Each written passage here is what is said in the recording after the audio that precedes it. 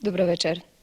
Овој пат нашата емисија му е посветуваме на драмскиот текст партитура за еден мирон од македонскиот драмски писател Коле Чашуле, што пред известно време беше поставена на сцената на Драмскиот театар од страна на режисерот Љубиша Георгиевски.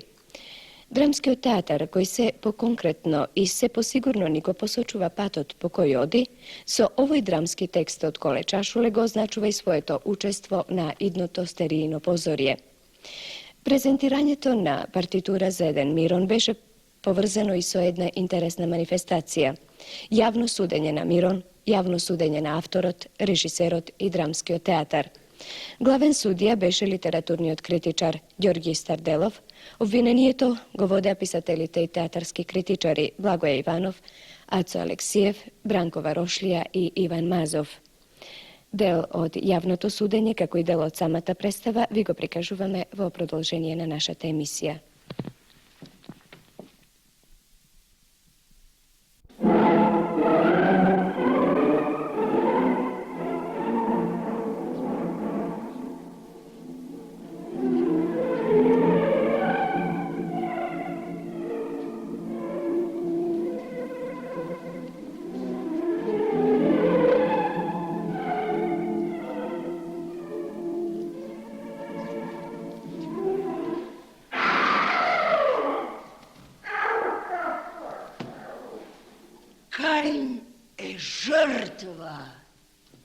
Жртва на пеколен, грозотен атентат.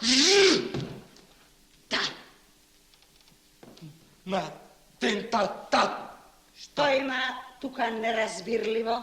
Нема, дека нема ништо. Што реагирате како да има? Кој јас, ако дозволите, само така од потресеност, како што и самите дозволите да кажете, поради скапата и недоместлива жртва. Не само тоа.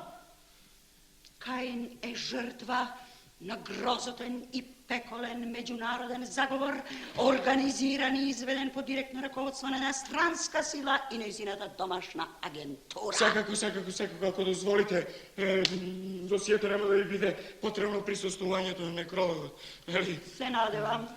Де морто истих и си бене, нели?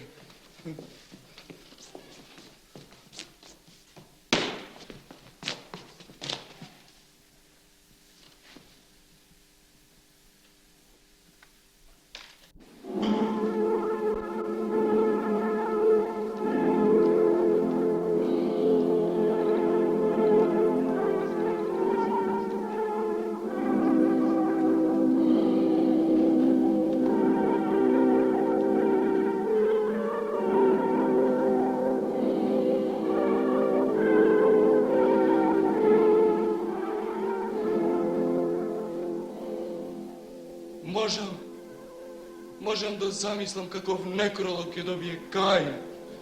Ако дозволите, јас уште како дете имам слабост кон некролозите. Тие се мојата најомилена литература и воопшто најубавата литература, ако сакате. Пишувајќи ги нив, луѓето се искачуваат како во ниедна прилика, се извишуваат до Монтеверестите на литературата, на најдувањето, на хуманизмот, на проштевањето, најдлабоките длабини на трансцендентното. Некрологот е она розова романтична точка од самиот крај од фразата на човечкиот живот.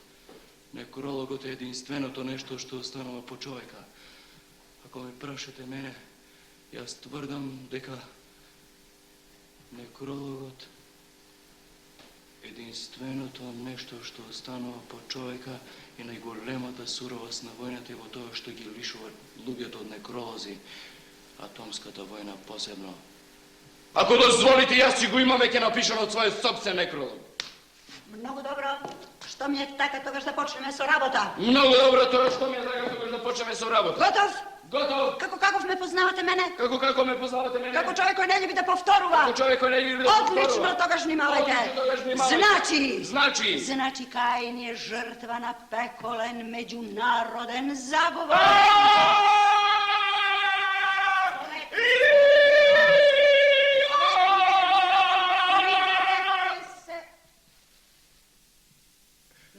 Наше да липаме. Липајте вие, широки народни маси. Вас историјата затоа ве создала, литературата озаконила. Липайте.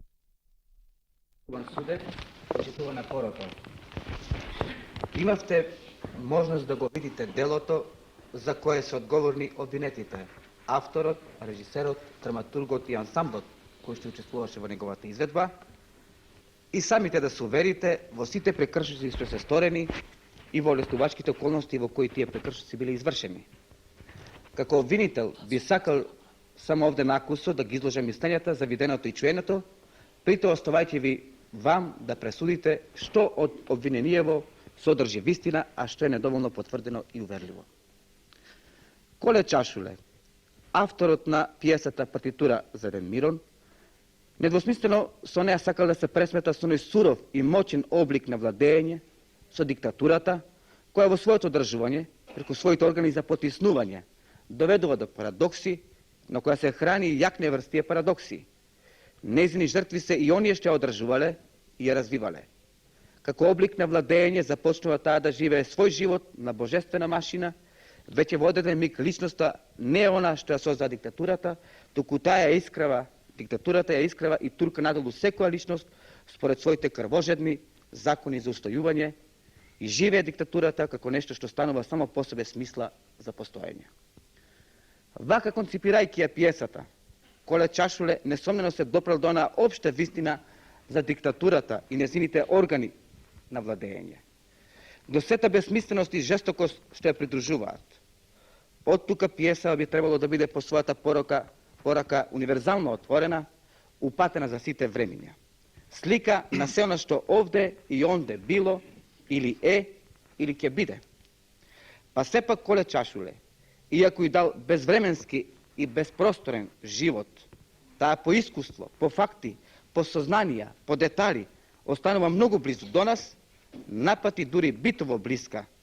Па затоа напати ние сме, би рекол, без можност сепак да ја надминеме денешната кореспонденција со неа, она најнепосредната, во што има несомнено и нешто памфлетско и нешто недоволно разјаснето, за да може денеска на нас да действува со некои други своји особености на универзална порака, до кои можеме да се надеваме, но не и да тврдиме, зашто предвидувањата не се така лесни, делова можеби ќе дојде. Ние живееме во време кога влијанијата се неопходни. Ние живееме во време кога новитети од не знам каков формат и стил се речиси невозможни. Меѓутоа сметам, а тоа го сметав и за покојник, дека преголемата амбициозност, дека преголемата сигурност на Љубиша како режисер дозволува одредени слабости, одредени пропусти, така што во таа захукталост тој не е во состојба да избегне, односно да направи, како што, ако се сеќавам, Благо Иванов рече, да направи доследно, целосно, чиста изведба, чиста представа. Мене ми сметам дека еден ваков текст Љубиша можеше да го постави повпечатливо ако се стремеше да го очисти, да очисти изведбата, да ја исчисти, да ја отстрани све што е излишно, овој случај, оно за кое зборуваше одреден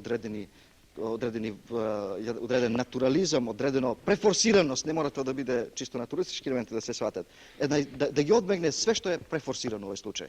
А ние имаме една префорсираност, една прешаржираност, која секако доваѓа како резултат за мене на неговата спонтаност, на изблик, на чувства, на изблик, на емоции и сигурен сум дека тој својата режија е поставува повеќе емотивно, отколку да се базира врз видено, одnosno да се базира врз едно рационално согледување на работите. Иако по моје мислење, тој успешно ги доловил суштествените одлики, компоненти, карактеристики на делото, пред се таа негова, како да речем, иреалност една на ситуацијата и врз тоа е врз една таква подлога, врз една таква почва, ја поставил целата своја режија. Општо правило е, досега неоповргнато во естетиката и во историјата на уметноста, дека секоја уметност е толку интересна, колку што се нејзините корени во современоста и во средината во која што таа постои. Оваа уметност значи на Коле Чашуле во овој случај партитурата за еден Мирон, за нас може да биде толку интересна колку што е врзана за нашата современост. Овдека, значи, рековме дека алузијата е јасна на секаков вид насилство, на уште по-конкретно на полициски притисак, за кој ние бевме свесни се до Брионскиот пленум минатата година. Се прашувам зошто Чашуле, кој ги обвинува за несмелост, самиот ја немал смелоста отворено да се лоцира и да се врзи за време и конкретен простор. Да се гледа Мирон, да се гледа Каин, да се гледа Трон, да се гледа Кирон, како траума, како рана, неистрадана, недоистрадана рада на нашето време, значи да се биде песимист. Практично. Значи да се прифати дека таа рана е нешто што боли, што е реално, што е непревозмогливо, што стои околу нас и окон која човек не може инаку освен со крик и со лелек да се однесува. Јас не ја признавам таа состојба во животот, не ја признавам ни во својата литература и не сакам да ја признавам во конкретна релација на оваа пиеса. Јас сакам токму шибајќи ја, така како што ја шибам, поставајќи ја во една тотална апсурдна ситуација. Во една апсурдна ситуација за која нема спор. Да ја покажам и својата свест дека таа може да биде превозмогната. Дека еден простум пред таа апсурдност е реален и можен. И дури сакам да се насмеам. Сакам да предизвикам таков еден ефект. Јас мислам дека Љубиша, отчувствувајќи ја без многу разговори со мене, таа моја можеби преокупација, постигна сепак да откорне извесен однос од таков вид. Однос на една дистанца која не е тотална без перспектива. Знаете што, јас би молел да се води сметка за една работа. Човекот писателот има раст, има свое раѓање, има свое раст, има свое умирање. Никој не ги прерастал своите панталони, па Николе Чашуле нема да ги прерасти своите сили и можности. Ова е документ на моите сегашни сили и можности. И ако тие не задоволуваат во смисла мисловна, во смисла драматуршка, во смисла литерарна, тие се моја собствена состојба. Вие или ќе ме земете, или ќе ме осудите како така. Друга дилема нема. Сите мои трагања, за кои многу станува збор во последно време, се називаат трагања уопште, трагања на нејасности и така натака. Меѓутоа, во тие трагања сакам да истакнам само една работа. Ние на вистина, можда е то преоштро што ќе го речем, но ние на вистина сме суочени со постоење на 20 и повеќе години после една друштвена револуција огромна, сме суочени на постоење на еден театар на комфорт, театар на граѓани, театар на хепи енд, без оглед на тоа што се говори од сцената, со оглед на тоа како се говори од сцената. Зашто мојата прва и најбитна професионална преокупација е што се говори, како се говори од сцената, а што се говори од сцената, то повеќе е преокупација на авторот. Значи, ние сме суочени со еден театар на граѓани, театар на добро варење, театар на добри насмевки, театар на угодно спиење после представата. Пресудувам. Драматургот на драмскиот театар воопшто, колективот на драмскиот театар да биде ослободен од обвинението и да се прогласи за установа која ниту според било каков норматив не може да биде со било што казнета. Освен тоа, судот смета да и предложи на театарската куќа и понатаму по-интензивно и по-активно да се занимава со драмскиот домашен автор, бидејќи во склопот на амбицијата што има овој театар, сигурно не ќе може да се изгради како автохтонен, еден самосвоен театар, ако нема и своји и режисери, меѓутоа и своји автори.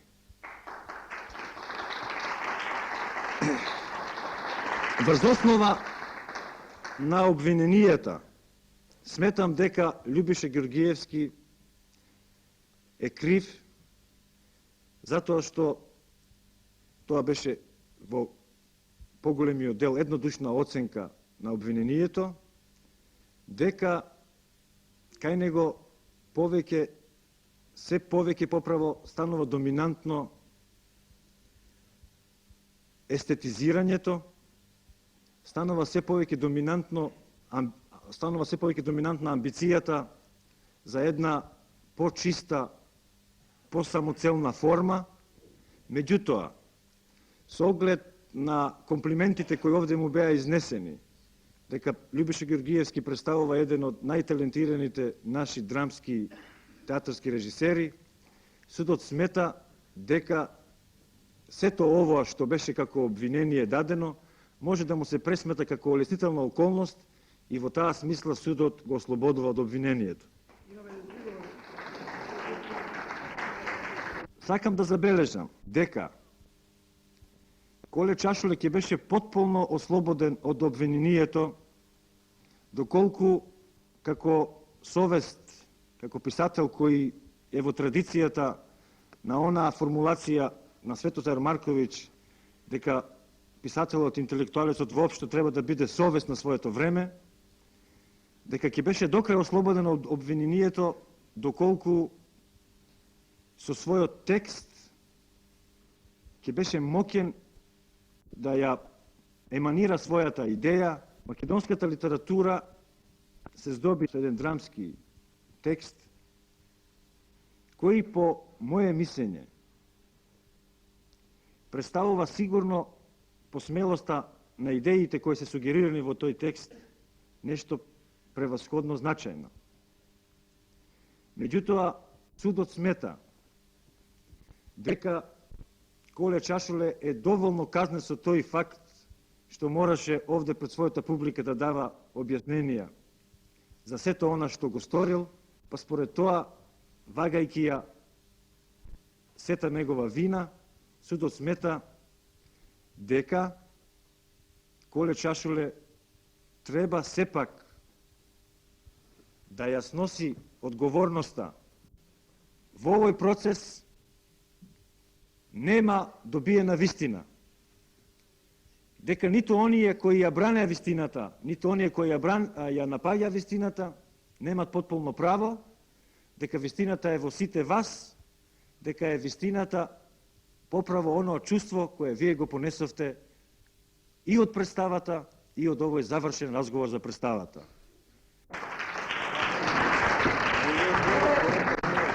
Значи не е наше да липаме, избриче да си ги солзите. Не е наше да липаме, а да действуваме. И да не дозволиме тие солзите да не оневозможат, да ни го замаглат хоризонтот на нашата акција и да не спречат во извршувањето и да не оневозможат во извршувањето на задачата. И да не оневозможат во извршувањето на задачата. Значи јасно. Јасно. Советниче Мирон, вие... Јас? Вие, или може би имате нешто против да... Кој јас, ако дозволите, само повелете, слушам. Така, тоа е веќе подобро. Значи, советниче Мирон, вие ќе ја поведете истрагата околу атентатот на Каин, ќе ја поведете и ќе ја доведете до незиниот победоносен крај, нели? До незиниот победоносен крај, нели? Значи, јасно. Значи, јасно. Убиецот на Каин е фатен. Убиецот на Каин е... Фатен. Има ли го... Нема ништо чудно. Се разбира, за би можело поинаку. Значи, советниче Мирон, очите на сиот наш мил и проверен народ, очите на сите наши пријатели и што е уште поважно, очите на нашите непријатели, очите со еден збор на сиот свет не прават ништо друго, туку гледаат во вас. Од овој момент и натаму и само во вас. Зошто во мен? Вие не се гордеете. Како да не се гордам, ако дозволите, кој за тоа сум на ово место. Се разбира. Честитам. Убиецот ќе ви биде доставен во исправна состојба, што ми ќе доставите исправно исполнет формулар за барање и спорака. Да, зашто ми е мене убиецот? Па да добиете од него признанија се. Па да добиете од него признанија се разбира, колку се за тоа не грижете се. Да добијам призванието за мене од секогаш било само рутинска работа. Сосем како што е рутинска работа да секоја утрина да се земе четката за заби, па да се земе пастата за заби, па да се отвори капачето од пастата за заби, па да се стисне лефтер на пастата за заби, да се принесе четката за заби и со грациозно да се почне мијањето на забите. Само толку. Вие мене не познавате, ако дозволите, нели?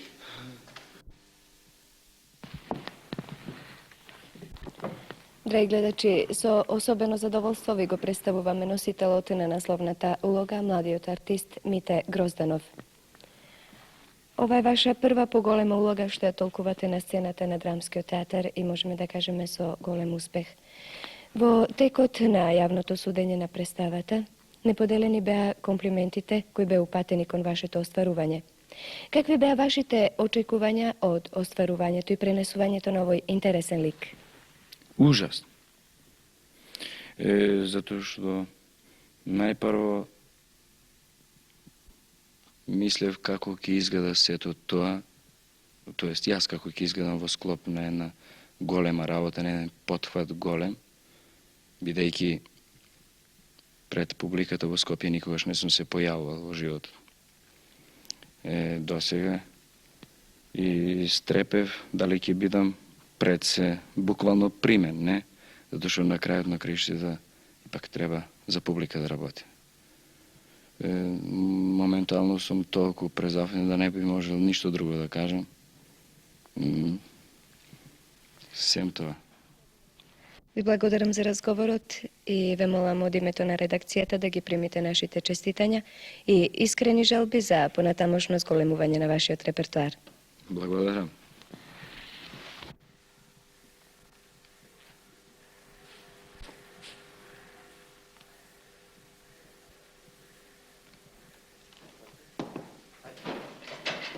Кој Каин сте вие?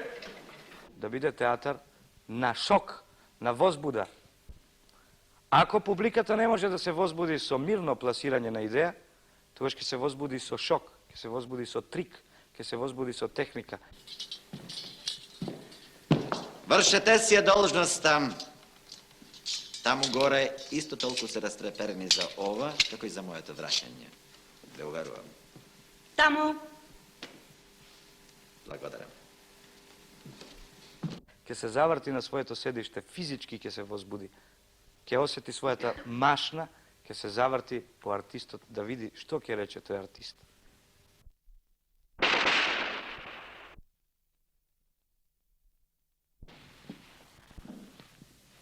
Нашата емисија заврши.